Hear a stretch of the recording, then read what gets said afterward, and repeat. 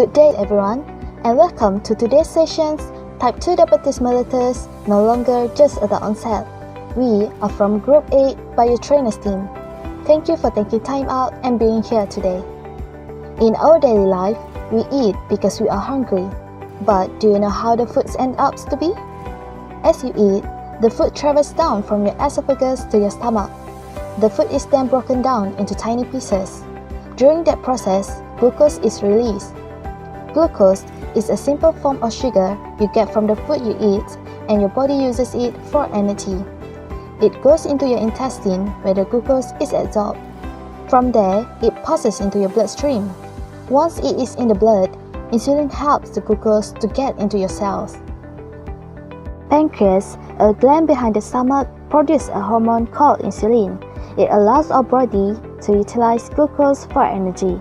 The main actions of insulin are to facilitate glucose uptake into the cells to be used as energy and to maintain the amount of glucose found in the bloodstream within normal levels. Diabetes is a long-lasting health condition that affects how your body turns food into energy. It is characterized by a consistent high blood sugar levels.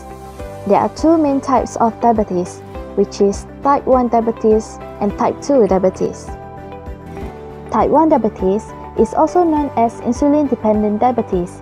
Type 1 diabetes, your body produces little or no insulin, thus leading to impaired glucose metabolism. Type 2 diabetes is also known as non-insulin-dependent diabetes. In this case, it results in the little production of insulin, or the body cannot use insulin well. Type 2 diabetes accounts for around 90% of all cases of diabetes global public health burden. Causes of type 2 diabetes are genetic predisposition, environmental factors, family history of having an immediate family member with type 2 diabetes, race and ethnicity, lifestyle habits, as well as stress that leads to hormonal imbalance. Few decades ago, type 2 diabetes mellitus was called adult-onset diabetes, and it was seldom found in young people who suffered primarily from type 1 diabetes mellitus. But sadly, there has been an alarming uptick in the number of youth diagnosed with type 2 diabetes mellitus. As more and more children, adolescents, and younger adults develop this devastating disease, it has become crucial to learn about the risk factors of this disease, the treatment, and most importantly, the prevention. First of all, why is type 2 diabetes mellitus more prevalent than type 1 diabetes mellitus? Is it because of lifestyle or other issues? The truth is, lifestyle habits do have a significant influence on type 2 diabetes mellitus, making it relatively more common as compared to type 1 diabetes mellitus.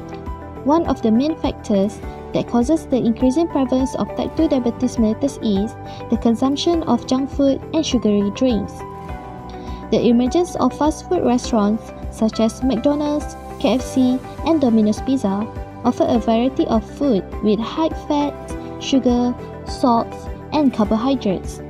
From time to time, this will burden our pancreas because it needs to constantly produce insulin to maintain the normal range of our blood glucose level. Over months and years, the pancreas that are working so hard to make insulin get worn out and can no longer keep pace with the demand for more and more insulin. Eventually, cells are unable to utilize glucose efficiently and leads to high blood glucose levels. Now, let's discuss the risk factors that lead to the increased prevalence of type 2 diabetes mellitus among youth. Obviously, type 2 diabetes mellitus is increasingly seen in children, adolescents, and younger adults due to rising level of obesity, physical inactivity, and energy-dense diet. To give a clear example, sedentary lifestyle has been associated with greater risk of type 2 diabetes mellitus, as sitting down for a long period can result in change in the body metabolism as well as insulin resistance. Apart from that, the majority of young people have become more physically inactive as they are obsessed with playing computer games, TV watching, and the trend toward abandoning physical education in school. As we mentioned earlier, energy-dense diet with high sugar consumption is one of the main factors that will lead to type 2 diabetes mellitus. Combination of the above factors will lead to obesity or carrying extra weight, especially in the belly, thus making cells more resistant toward insulin. The sign and symptom that you need to look out for are urinating frequently, thirsty, fatigue or tired, and hungry. The other symptoms include genital itching, wound that take longer to heal, blurry vision, and weight that also need to be paid close attention, which may be due to diabetes. Long-term complications of diabetes develop gradually. Over a long period of time, high blood glucose level will seriously damage your heart, your kidney, your eyes, and at the same time increase the risk of getting skin problems. People can live a healthy life by following the right treatment and management. By consuming medication that is prescribed by the doctor, we can achieve the target blood glucose level. Next, self-monitoring your blood glucose level at home. Eating a balanced diet in daily life is also very important for a diabetic person. Last but not least, exercise regularly to maintain a healthy weight that helps you with regulating the blood glucose level. There are many ways you can follow up to reduce the risk of diabetes.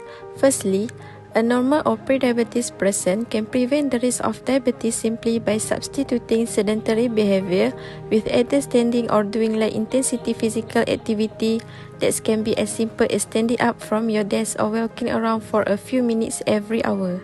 Then, exercise regularly. Spend at least 30 minutes every day by doing any aerobic activity like brisk walking, bicycling, running, or even swimming. Next, most importantly, eat healthy food. Choose food that has more fiber, lower in fat and calories. A healthy balance of carbohydrate, protein, and fats in your diet will help keep your blood glucose on target. Lastly, eating right and getting enough physical activity leads to controlling our weight management. Weight loss is considered key to management of type 2 diabetes because of the potential to reduce blood glucose level in our body. We would like to end this session with the quote, "It is not logical that millions of modern adults and children around the world are suddenly becoming insulin resistant." Thank you all for attending. We hope that you have learned and enjoyed this presentation.